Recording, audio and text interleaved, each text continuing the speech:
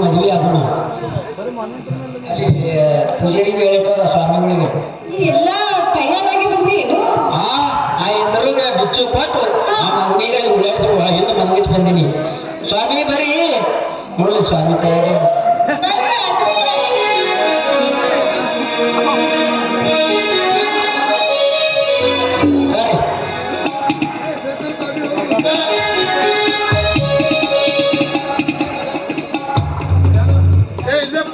ಮಾಡ್ಕೋರಿ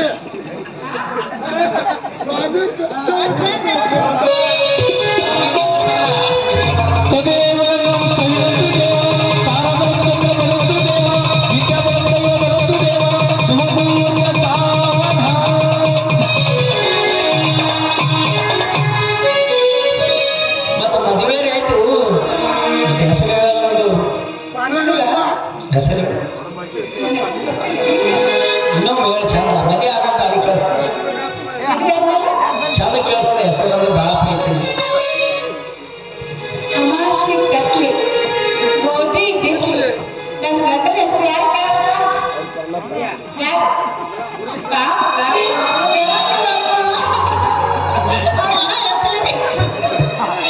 ನಾನೇ ಕೇಳಿ ಅದೇ ಆಗ್ತದೆ ಯಾರು ಹೇಳ ಮತ್ತ ನನ್ನ ಹೆಸರು ಹೇಳಿ ಯಾರು ನಿಂದ ಹೇಳಿ ಚಂದ್ರು ಚಂದ್ರಿಕಾ ಮತ್ತ ಆಯ್ತಲ್ಲ ಈಗ ಹೆಸರು ಹೇಳಿದೆವು. ಮತ್ತು ಸ್ವಾಮಿ ಒಂದು ಹೋಗಿ ಆಕಾರಿ ಕಂಟಿ ಈ ಕಡೆ ಕಂಟಿ ನನ್ನ ಹೆಂಡತಿ ಬಹಳ ಜಗಳ ಗಂಟಿ ಚಂದ್ರಿ. ಊಟಕ್ಕೆಲ್ಲ ನಡೆಯದ ಕುಣಿಲಾರ ಅವ ಉಳಿಕೆ ಪುಡಾಕೊಂಡಿಲ್ಲ. ತೋರಿ ಈಗ ಲಾಸ್ಟ್ ಸ್ವಾಮಿಗಳು ದಶಮ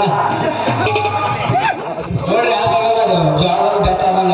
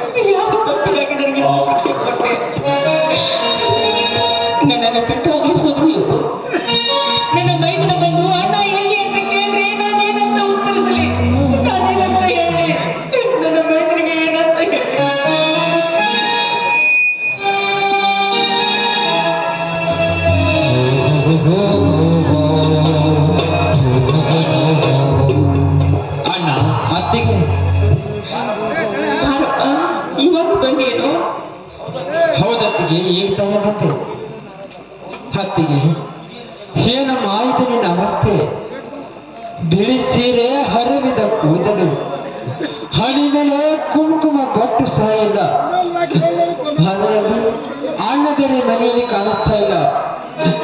ಏನೈತೆಂದು ಹೇಳ ಮಾತಿಗೆ ಹೇಳಿ ಏನಂತ ಹೇಳಿ, ಯಾವ ಬಾಯಿಂದ ಹೇಳಲಿ? ನಿಮ್ಮಣ್ಣ ನಮ್ಮೆಲ್ಲರನ್ನು ಬಿಟ್ಟು ಬಹುದೂರ ಹೊರಟವರಪ್ಪ.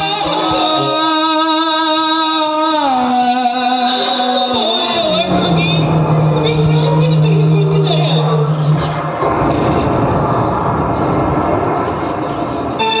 ಹತ್ತಿಗೆ ಇದೇ ನಮ್ಮ ಅಣ್ಣನ ಕೋಟಕ್ಕೆ ಆರಾಗಿರ್ಬೇಕು. ನಿನ್ನ ಹಣೆಯಲ್ಲಿ ಕುಮಕುಮ ಪಟ್ಟು ಸಹ ಇಲ್ಲ. ಏನೈತಂದು ಬಿಡಿಸಿ ಹೊತ್ತಿಗೆ ಬಿಡಿಸಿ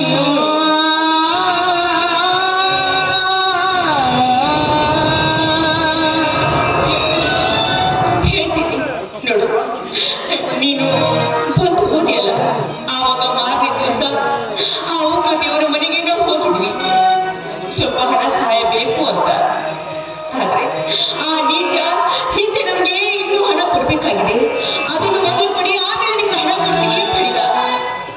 ನಮ್ಮ ಹತ್ರ ಹಣ ಇದ್ರೆ ನಿಮ್ಮ ಹತ್ರ ಏನ್ ಕೊಡ್ತಿದೀವಿ ಅಂತ ಗಂಡ ಮಾತಾಡಿದ್ರು. ಅದಕ್ಕಾಗಿ ಅವ್ರ ಬಾಯಿ ಬಂದಾಗೆ ಮಾತಾಡೋದಕ್ಕೆ ನಾನೇ ಅವ್ರಿಗೆ ಕೈ ಮುಗ್ದೆ. ನೋಡಿ, ನಿಮ್ಮ ಕೈ ಮುಗ್ದಿಗೆ ಹೇಗಾದ್ರೂ ಹಣ ಕೊಡಿ ಅಂತ ನಾನು ಕೇಳಿದಕ್ಕೆ ಅವ್ರಿಗೆ ಏನ್ ಹೇಳಿದ್ರು ಗೊತ್ತಾ? ನಿನ್ನ ಹೆಂಡತಿ ಸರಿ ಹಾಕ್ಬೇಕು, ಆಗ ಹಣ ಕೊಡ್ತೀನಿ ಅಂತ ಹಾಗಾಗಿ ನಿಮ್ಮಣ್ಣ ಕೋಪ ಮಾಡಿಕೊಂಡು ಅವನ ಮೇಲೆ ಎದ್ದಿದ್ರು. ಆವಾಗ ಇಬ್ಬರ ನಡುವೆ ದೊಡ್ಡ ಜಗಳವೇ ಆಯ್ತು. ಆಮೇಲೆ ಆ ನೀಚ ಆ ಪುತ್ರನ ಕೈಯಿಂದ ತುಂಬಾ ಹೊಡಿಸಿದಪ್ಪ, ತುಂಬಾ ಹೊಡಿಸಿದ.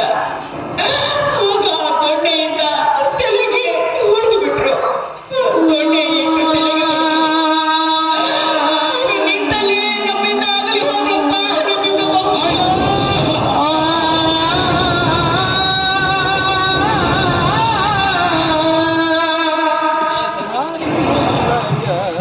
ಸಕ್ಕಿನ ಮಗನೇ ಮುಖ್ಯ, ಎಂತ ಮೋಸ ಮಾಡಿದಲೇ ನನ್ನ ಮನೆತನಕ್ಕೆ. ನಿನ್ನ ಜೀವ ಸಹಿತ ಉಳಿಸಿದಾರ ಮಗನೇ. ಈ ನಿನ್ನ ತಮ್ಮ ಏನು ಸರಿಯಾದ ಹಸಿರು ಸಣ್ಣ ಇದೇನಿದು?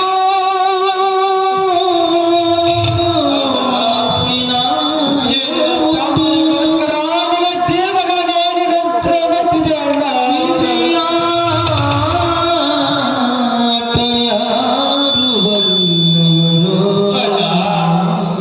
ನಿನ್ನ ತಮ್ಮನಿಗೆ ನೀನು ಕೈ ತುತ್ತು ಮಾಡಿ ಉಳಿಸುತ್ತಿದ್ದೆ ಅಣ್ಣ, ಉಳಿಸುತ್ತಿದ್ದೆ. ಬಡಿತೆ ಸಿಡಿಲು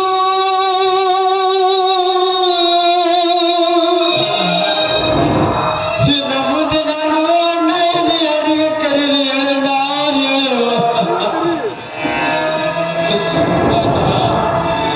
ಈ ನಿನ್ನ ತಮ್ಮ ಇದನ್ನು ಚಿಕ್ಕ ಸೊಗಸು ನಡುಗಿದೆ ಮುಗಿಲು. ಮನೆ ಜವಾಬ್ದಾರಿ ನನ್ನ ಮೇಲೆ ಮರೆಸಿ ನಿನ್ನ ಪಾದದ ಲೋಕಕ್ಕೆ ಪ್ರಯಾಣ ಮಾಡಿದೆ ಅಣ್ಣ, ಪ್ರಯಾಣ ಮಾಡಿದೆ. ಅಣ್ಣ, ನೀನು ಸಾಯೋ ಮುನ್ನ ನನ್ನ ಅತ್ತಿಗೆ ಏನು ಉತ್ತರ ಕೊಟ್ಟೆ ಹೇಳಣ್ಣ,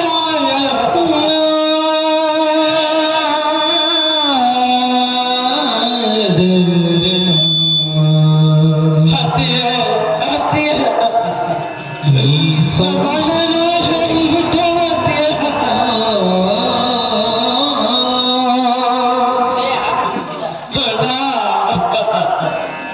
ನಿನ್ನ ತಮ್ಮನನ್ನು ಪರದೇಶಿ ಮಾಡಿ ಹೋದೆ ನನ್ನ ಮಾಯಮ್ಮ ಕಾರಾಡಿಗೆ ಹೋಯಿತು.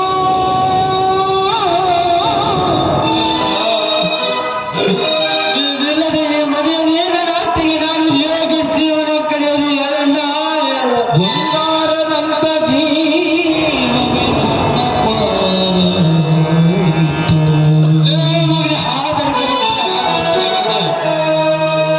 ನಿನ್ನ ಜೀವ ಸಹಿತ ಉಳಿಸಿದಾರೆ ಮಗನೇ. ನಿನ್ನ ಎದೆಯನ್ನು ಬಗೆದು ಹೊರಬರುವ ರಕ್ತದಿಂದ ನರಿನಾಯಿಗಳಿಗೆ ಉಣಬಡಿಸಿ ಈ ನಿನ್ನ ದೇಹಾವಸ್ತ್ರ ಭೂಮಿಯನ್ನು ಭದ್ರಗೊಳಿಸದಿದ್ರೆ ನನ್ನ ತಾಯಿ ನನ್ನ ಜಾರನೆ ರಕ್ತಕ್ಕೆ ಎತ್ತಿದಳು ನೀ ಸಮಾಜ. ನಿಲ್ಲು ನಿಲ್ಲು ಮೈದುನ, ನಿಲ್ಲು. ತಡೆಯದಿರುವ ಹೊತ್ತಿಗೆ ಮದುವೇರಿದ ಮತ್ತಾನೆ ಅಂತೇಳಿ ನಿನ್ನ ಮೈದನ ಸತ್ಯನನ್ನು ಇಲ್ಲ ಇಲ್ಲ ಮೈದುನ, ದಯವಿಟ್ಟು ಈ ರೀತಿ ಹಠ ಹಿಡಿಬೇಡ. ದಯವಿಟ್ಟು ನಿನ್ನ ಅತ್ತಿಗೆ ಒಂದು ಮಾತನ್ನು ಕೇಳು. ಇಲ್ಲ ಅತ್ತಿಗೆ ಇಲ್ಲ.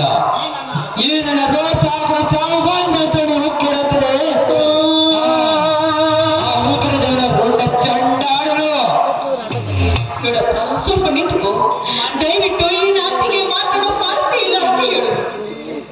ಹೇಳತ್ತಿಗೆ ಅದು ಯಾವ ಮಾತು? ಏಳು ಸತ್ತ ಸಾಗರವನ್ನು ತಂದು ನಿನ್ನ ಪಾದಕ್ಕೆ ಅರ್ಪಿಸಲಿ. ಆ ಆಕಾಶದಲ್ಲಿರುವ ನಕ್ಷತ್ರಗಳನ್ನ ತಂದು ನಿನ್ನ ಪಾದಕ್ಕೆ ಪುಷ್ಪವನ್ನಾಗಿ ಸಮರ್ಪಿಸಲಿ. ಇಲ್ಲ ನವಗ್ರಹವನ್ನು ತಂದು ನಿನ್ನ ಕರಗಳನ್ನು ಒಪ್ಪಿಸಲಿ. ಹೇಳತ್ತಿಗೆ ಹೇಳದು ಯಾವ ಮಾತು ಎಂದರು ಬೇಗ ಹೇಳು. ನೋಡು ಮೈದುನ, ನೋಡಪ್ಪ, ಆ ದುಷ್ಟ ಬದುಕಿರಬಾರದು. ಆ ನೀತಿನ ರುಂಡವನ್ನು ನಿನ್ನ ಚೆನ್ನಾಗಬೇಕು. ಆ ನೀತಿನ ರಕ್ತ ತಂದು ನನ್ನ ಮುಡಿಗೆ ಹಚ್ಚಬೇಕು.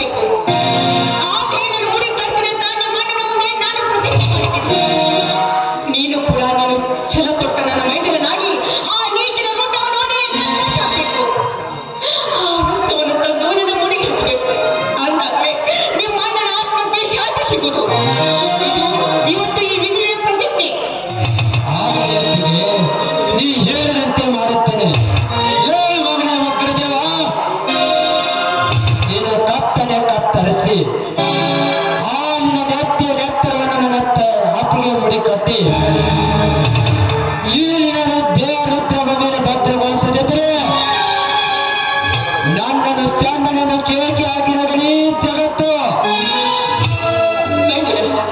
ನಿಂತುಕೋ, ಮುಂದೆ ಹೆಜ್ಜೆ ಟ್ರೈನ್ ನಾನೇಗ್ರಿ. ಅತ್ತಿಗೆ ಅತ್ತಿಗೆ ಅತ್ತಿಗೆ ಆನೆಯಟ್ಟು ಎಂತ ದೊಡ್ಡ ತಪ್ಪು ಮಾಡಿಬಿಟ್ಟೆ ಅತ್ತಿಗೆ. ಯುದ್ಧದಲ್ಲಿ ಹೊರಡುತ್ತಿರುವ ಸೈನಿಕರ ಕಾಲಿಗೆ ಬಳೆ ತೊಡಕುವಾದಂತೆ ಮಮತೆಯ ಸಂಕೋಲದಲ್ಲಿ ಆನೆಯಾಗಿ ದೊಡ್ಡ ಅಪರಾಧ ಮಾಡಿಬಿಟ್ಟೆ ಅತ್ತಿಗೆ, ದೊಡ್ಡ ಅಪರಾಧ ಮಾಡಿಬಿಟ್ಟೆ. ನೋಡಪ್ಪ ಮೈದೂರು, ಚಿರತೆಯನ್ನು ಬೇಟೆ ಆಡ್ಬೇಕಂದ್ರೆ ಯಾವಾಗಲೂ ಮೊದಲು ಹೊಚ್ಚಾಕ್ಬೇಕು. ಅಂದ್ರೆ ಸಮಯ ಸಮಯ ನೋಡಿ ಹೊಚ್ಚಾಕ್ಬೇಕಪ್ಪ. ಸಮಯ ಸಮಯ ಸಮಯ ಆ ಸಮಯ ಯಾವಾಗ ಬರುತ್ತದೆ ಅತ್ತಿಗೆ? ಅಣ್ಣನ ಸಾವಿಗೆ ಕಾರಣಭೂತನಾದ ಆ ಉಗ್ರದೇವರ ಅಟ್ಟಹಾಸ ಮುಂದೆ ಹೋಗುತ್ತಿರುವಾಗ ನಾವು ಸಮಯವನ್ನು ಚಂಡನಂತ ಮನೆಯನ್ನು ಕೈ ಕುಳಿತುಕೊಂಡು ಕೊಂಡಿರಬೇಕು. ಹೇಳು ಅತ್ತಿಗೆ, ಬೇಗ ಹೇಳು. ಆ ಸಮಯ ಬರುವವರೆಗೂ ನಾವು ಸಮಾಧಾನದಿಂದ ಇರಬೇಕು. ನಡೆ, ಒಳಗಡೆ ನಡೆ, ಊಟ ಮಾಡಬೇಕು. ಯಾಕೋ ನನ್ನ ಮನಸ್ಸೇ ಸರಿ ಇಲ್ಲ, ನಾನು ಮತ್ತೆ ಊಟ ಮಾಡ್ತೇನೆ. ಊಟ ಬೇಡ ಅಂದ್ರೆ ಹೇಗಪ್ಪ? ನಡೆ, ಸ್ನಾನ ಅದು ಮಾಡಿಬೇಕು. ಆಗಲಿ ನಡೆಯತ್ತಿಗೆ. ಹುಟ್ಟಿಸಿದೆ